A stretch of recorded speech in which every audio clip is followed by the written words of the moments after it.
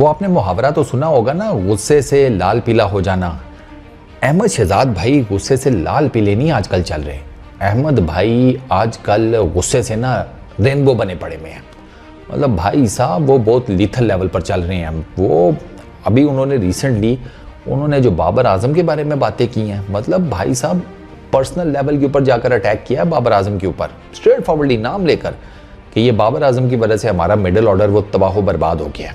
ये अहमद शहजाद ने बातें की हैं भाई। वो एक है हमारा चैनल माशाल्लाह, उसका तो काम ही यही है आग लगाना।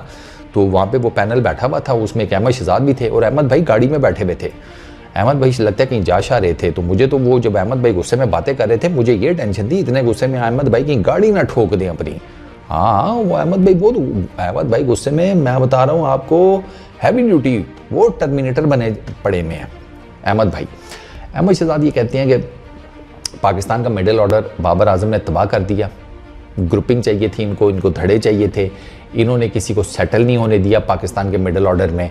और उसकी रीज़न ये थी कि अगर पाकिस्तान के मिडिल ऑर्डर में कोई सेटल हो जाता, मतलब सेटल परफॉर्मेंसेस देता, तो फिर लोग ये बातें ना करते ना कि बाबर आजम तो परफॉर्म कर रहा है, मोहम्मद रिजवान तो परफॉर्म कर रहा है, ये मिडिल ऑर्डर नहीं परफॉर्म कर रहा। सर उन्होंने नाम लेके तनकीद की है अहमद शहजाद ने। उन्होंने कहा है जी कि भाई साहब ये पाकिस्तान का जो मिडिल ऑर्डर है ना, ये बन ही नहीं सका बिकॉज ऑफ बाबर आजम। ये 4 साल से कप्तानी कर रहे हैं, इन्होंने मिडिल ऑर्डर में किसी को, जिसे कहते हैं, सेट होने ही नहीं दिया। और सिर्फ इस डर से कि अगर मिडिल ऑर्डर में कुछ सेट हो गया तो मेरा नाम खा जाएगा।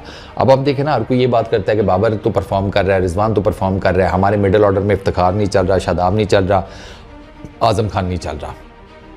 इन 3 के ऊपर ही बेसिकली हमारा मिडिल ऑर्डर कंसिस्ट करता है ना। तो वो कहते हैं कि ये तो नहीं चल रहे, फिर गड़बड़ तो यहाँ पर होती है, हम फिनिश नहीं कर पाते क्योंकि मिडिल ऑर्डर नहीं चल रहा होता।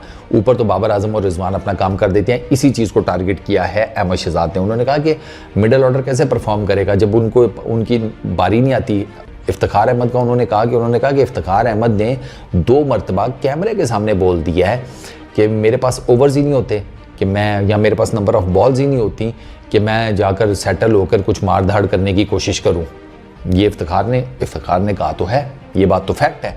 उसी चीज़ को अहमद भाई ने बयानिया भी बनाया है। अहमद भाई कहते हैं कि भाई वो इफ्तिखार ने 2 दफ़ा कह तो दिया, अब वो कितना खुल के बात करे, टीम से बाहर हो जाए। अच्छा, इसका मतलब यह है कि उन्होंने ये भी कहा है कि बाबर आजम के अगेंस्ट बात करो तो आप टीम से बाहर हो जाते हैं।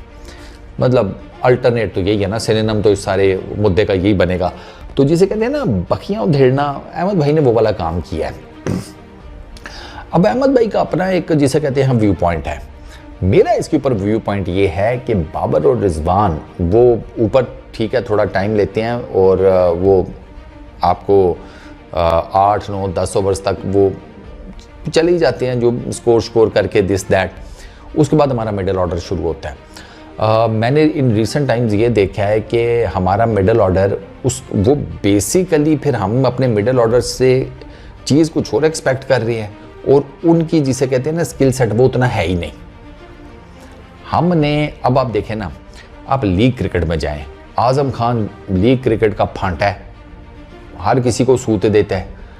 150, पौने 200 ये इसके स्ट्राइक रेट्स हैं। आप इफ्तिखार अहमद को उठाकर देख लें, आप शादाब को उठाकर देख लें, ये लीग क्रिकेट में ये सारे अच्छे बैटर हैं मिडिल ऑर्डर के, परफॉर्म भी कर रहे होते हैं। लेकिन जब आते हैं ना इंटरनेशनल क्रिकेट में, वहाँ पर इन सब का साफ खुश्क हो जाता है। अपना टैलेंट मनवाने के लिए एक इनिंग भी बहुत होती है, एक मैच भी बहुत होता है। अपना टैलेंट, अगर आपके अंदर टैलेंट है, सईद अनवर का स्टार्टिंग का टाइम याद करें,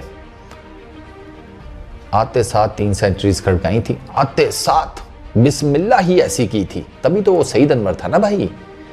सर आपके इनके अंदर वो वाला स्किल सेट अभी है ही नहीं, माने या ना माने। लीग क्रिकेट की हद तक ठीक है, इंटरनेशनल क्रिकेट में भाई, इंटरनेशनल क्रिकेट इंटायरली डिफरेंट है, उसको लीग क्रिकेट के साथ कंपैरिजन होने नहीं चाहिए। मेरे सामने आजम खान वैसे 20-30 गेंदों पर 50 भी मार लेता है, इफ्तिखार अहमद भी जनाब 10-15 गेंदों के ऊपर 30-40 मार लेता है, तो वो इंटरनेशनल क्रिकेट में क्यों नहीं एग्जीक्यूट हो पाता? इंटरनेशनल लीग क्रिकेट में भी तो इनको इतनी गेंदें मिलती हैं जितनी इनको इंटरनेशनल क्रिकेट में मिलती हैं। लीग क्रिकेट में कौन सा ये 100 गेंदें खेल कर बैठे होते हैं। इंटरनेशनल क्रिकेट में इनको 10-12 गेंदें, 15 गेंदें ये बहुत होती हैं। सर फॉर दैट मैटर, अगर आपने छक्के छुक्के मारने की आपके अंदर कैपेसिटी है ना, तो 5 से 8 गेंदें भी बहुत होती हैं आपके लिए। वो नेपाल वाला 9 गेंदों के ऊपर 50 मार के बैठा हुआ है, वो दीपिंदर। बताएं सर, ये जो गेंदें होती हैं ना T20 में वैसी बड़ी लिमिटेड होती हैं। अब उस लिमिटेड गेंदों में से आपको एक छोटा सी कोटा मिलना है, जो मर्जी कर लें। अगर आप मिडिल ऑर्डर के बैट्समैन हैं तो फिर जाकर मार धाड़ करें। ये कहना कि मुझे सेटल होने का टाइम नहीं मिलता, टेस्ट मैच नहीं चल रहा कि आपको सेटल होने के लिए टाइम चाहिए, या ओडीआई क्रिकेट नहीं है। और by the way ODI cricket में तो उनके पास अन्नेवाह टाइम होता है, उसमें इन्होंने क्या पट लिया सबने।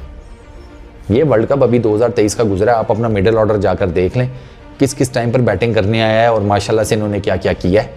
फॉर दैट मैटर इफ्तिखार के ही जाकर देख लें, फ्लॉप, टोटली फ्लॉप, बैटिंग विकेटों पे फ्लॉप होकर आए हैं, बैटिंग विकेटों के ऊपर। ये सारे चूरन मंजन है, सीधा कहो ना, स्किल सेट ही नहीं है, कैपेसिटी नहीं है।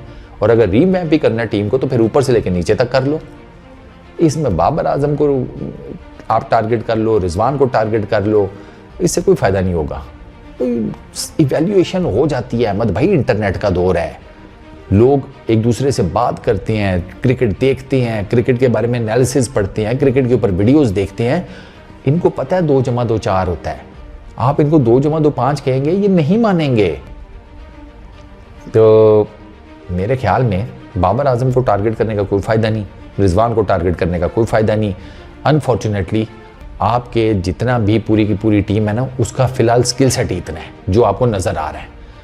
अगर आप इससे बड़ा कुछ करना चाहते हैं तो आपको इनका स्किल सेट इन्हांस करना पड़ेगा।